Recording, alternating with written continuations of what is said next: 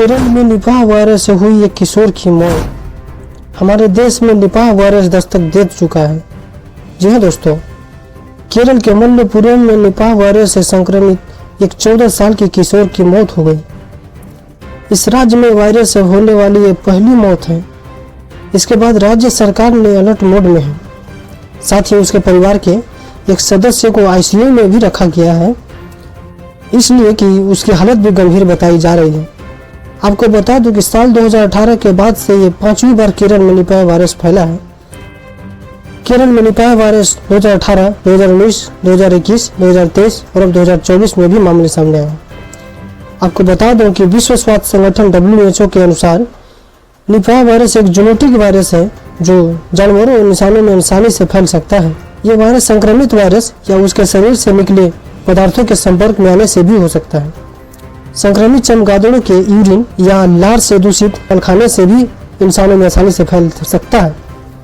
हालांकि कई मामलों में देखा गया है कि ये वायरस सुअर, बकरे, घोड़े और कुत्तों के जरिए भी फैलता है। आखिर क्या है ये निपाह वायरस? इसके फैलने के क्या लक्षण है? निपाह वायरस कितना खतरनाक है? इसका इलाज क्या है और इसे कैसे बच सकते हैं, जानेंगे आज के इस वीडियो में। आपको बता दूं कि भारत में पहले भी निपाह वायरस का हमला हो चुका है। ग्राफिक की मदद से आप समझ सकते हैं कि 2021 में 66 केस आया जो वेस्ट बंगाल में आया था, जिसमें 45 लोगों की मौत हो गई। और फिर से बंगाल में 2007 में 5 केस आया जिसमें एक भी नहीं बच पाया। फिर 2018 में केरल में 23 आंकड़े आए जिसमें 17 की मौतें हुई। फिर 2021 में केरल में ही एक मामला आया जो बच नहीं पाया। फिर 2023 में केरल में 6 मामले आए और 2 की मौत हुई। और अब 2024 में पहला केस आया जिसमें वो भी मर गया। हम इस आंकड़े से समझ सकते हैं कि भारत में ये वायरस कितना घातक है। इसकी मृत्यु दर काफी अधिक है। इसके पीछे स्वास्थ्य सुविधाएं, इलाज में देरी या लापरवाही जैसी वजह हो सकती है, क्योंकि आप जानते हैं देश का हॉस्पिटल का क्या हाल है। इसके बावजूद ये आंकड़े डराने वाले हैं, इसलिए ये जरूरी है हमारे लिए इसके लक्षणों को जानने के लिए, ताकि मरीज को सही समय पर इलाज मिल सके। इस वायरस के संक्रमण लक्षण आमतौर पर 4 से 14 दिनों के भीतर दिखाई देने लगती है, जिसमें सबसे पहले बुखार और सिर दर्द होता है। फिर खांसी और सांस लेने में दिक्कत जैसी समस्याएं हो सकती हैं। और ज्यादा गंभीर मामलों में व्यक्ति को ब्रेन इन्फेक्शन भी हो सकता है, जिससे मेडिकल कंडीशन घातक हो सकती है। आपको बता दूं कि ये वायरस इंसानों के लिए कितना जानलेवा हो सकता है। अमेरिका सेंटर के डिजीज कंट्रोल एंड प्रिवेंशन के मुताबिक निपाह वायरस से संक्रमित 40 से 75% तक लोगों की मृत्यु हो जाती है। इसका मतलब इसका मृत्यु दर 75% तक है। भारत जैसे अधिक आबादी वाले देश में यह और भी घातक हो सकता है। यह वायरस मुख्य रूप से जानवरों से इंसानों में फैलता है, लेकिन यह एक व्यक्ति से दूसरे व्यक्ति में भी फैल सकता है।